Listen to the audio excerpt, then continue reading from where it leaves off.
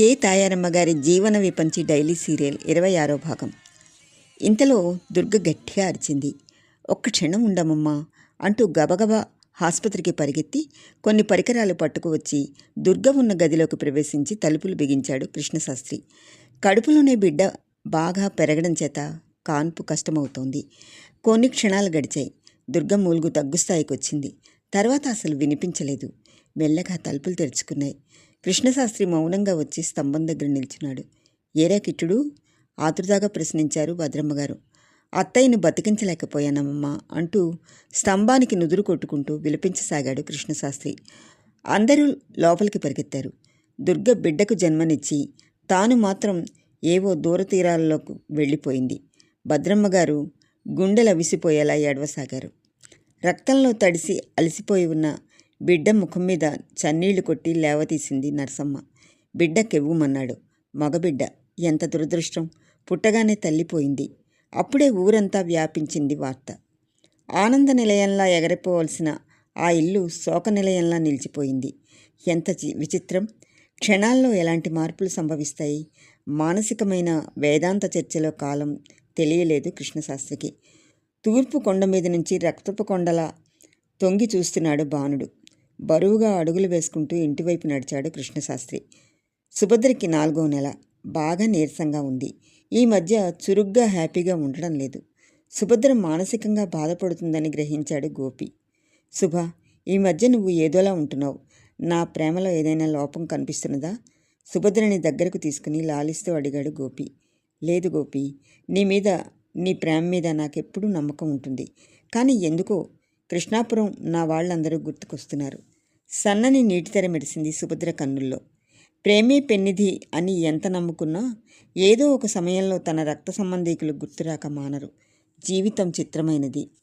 ఒకరోజు గోపి బట్టల షాపులో కూర్చొని ఉండగా కృష్ణాపురం నుంచి ఒక వ్యక్తి బట్టలకని వచ్చి ఓసారి గోపిని ఎగాదిగా చూసి, అబ్బాయి, నువ్వు కృష్ణాపురం దీక్షితుల గారింటికి ఓసారి వచ్చావు కదూ అంటూ ప్రశ్నించాడు. నున్నగా గుండుతో ఉన్న ఆ వ్యక్తి ఎవరో పోల్చుకోలేక క్షణకాలం తటపటాయించి, అవును, నేను దీక్షితుల గారింటికి వచ్చాను. ఇంతకీ మీరెవరు అంటూ ప్రశ్నించాడు గోపి. నా పేరు వెంకటప్పయ్య. టూరిస్టు బస్సులో యాత్రలు వెళ్ళి వస్తూ ఇలా ఈ విజయవాడ మీదుగా వచ్చాము. పిల్లలేవో బట్టలు కావాలంటే ఇలా వచ్చాను. నువ్వు కనిపించావు. సుబ్బు నీతోనేగా లేచొచ్చింది పళ్ళికలిస్తూ ప్రశ్నించాడాయన.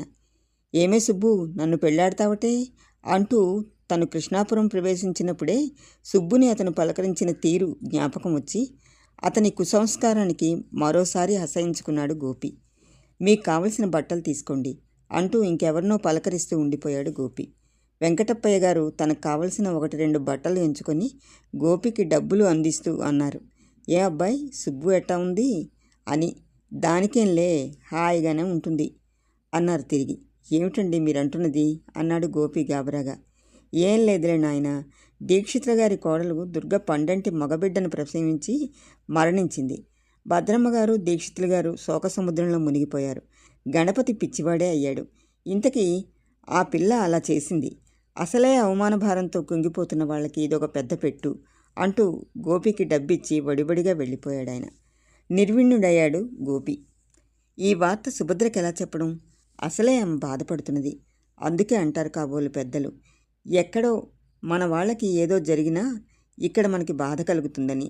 సుభద్ర అంతరాంతరాల్లో కలుగుతున్న వ్యధకి ఆమె తల్లి మరణానికి ఏదో సంబంధం ఉందనిపించింది గోపికి. సేల్స్ బాయ్ రాంబాబుకి షాప్ అప్పగించి ఇంటికి బయలుదేరాడు గోపి. వేళకాని వేళప్పుడు వచ్చిన గోపిని చూస్తూ ఆశ్చర్యపోయింది సుభద్ర. ఏం గోపి అంది ఆతృతగా. ఈ విషయం ఎలా చెప్పాలా అని ఆలోచిస్తున్న బూట్లన్నా విప్పకుండా మంచం మీద వాలిపోయాడు గోపి.